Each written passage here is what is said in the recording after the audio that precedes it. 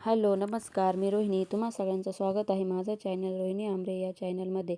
गृहिणीचं कसं रोजचं काम सेमच असतं. काही परिस्थितीनुसार थोडेफार बदल होतात. कधी-कधी खूप गडबड असते, पण काम रोज सेमच असतं. माझं सकाळचं सर्व काम आवरलं होतं. देवांश 9:30ला शाळेत जातो. तो शाळेत गेल्यावर बाकीचं राहिलेली कामे पटपट आवरून घ्यावी लागतात.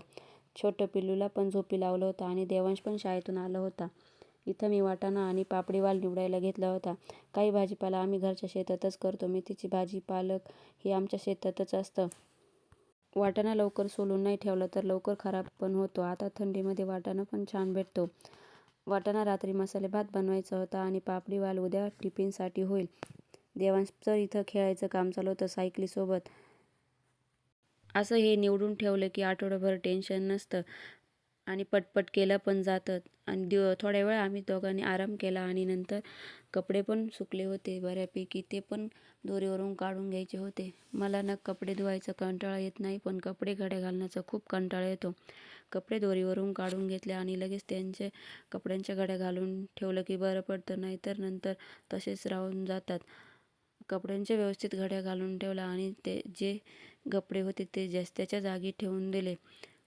सर्व कपड्यांच्या व्यवस्थित घड्या घालून झाल्यावर बाहेर वातावरण पण बघा कसं झालं होतं. आभाळ आल्यासारखं झालं होतं. नंतर मग घरात आले आणि दिवसभरात जो काही पसारा झालेला असतो घरामध्ये तो पण आवरून घ्यायचा होता. सोफ्यावरचे कवर अगोदर आवरून घेत होते, कारण 5:30 नंतर घरं पण झाडता येणार नाही. कारण 5:30 नंतर घरात झाडू मारू नये असं म्हणतात. त्यामुळे अगोदर पसारा आवरून घेतला की घरं पण झाडून घ्यायचे होते. घरं झाडून घेतली. त्यानंतर बाहेरचा ओटा पण झाडायचा बाकी होता, तो पण झाडून घेत होते. तो झाडून झाल्यावर मग बाकी किचनमध्ये भांडे पण लावायचे होते, बाकी ते पण लावून घेत होते. या व्लॉगमध्ये मी दिवसभराचं माझं काही रुटीन असतं दुपारनंतरचं ते मी तुमच्यासोबत शेअर केले आहेत. नंतर मग झाडू मारून झाल्यावर मी किचनमध्ये आले. जे काही भांडे होते ते भांडे लावून घेतले आणि एकीकडे चहा पण उकळायला ठेवून दिला. एका वेळेस दोन्ही काम केले की बरं पडतं. नंतर भांडे लावून झाले की देवपूजा पण करायची होती. इथे संध्याकाळचे 6 वाजले होते. लगेच दिवा लावायला घेतला.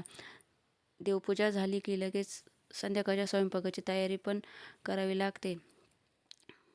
इथे दिवा लावून घेतला आणि लगेच स्वयंपाकाची तयारीला सुरुवात केली.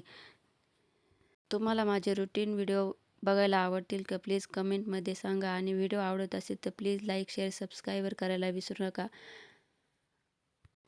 देवपूजा झाल्यावर लगेच पीठ पण मळून घेत होते, कारण अगोदर पीठ मळून ठेवलं की पीठ छान भिजतं आणि चपात्या पण खूप छान येतात.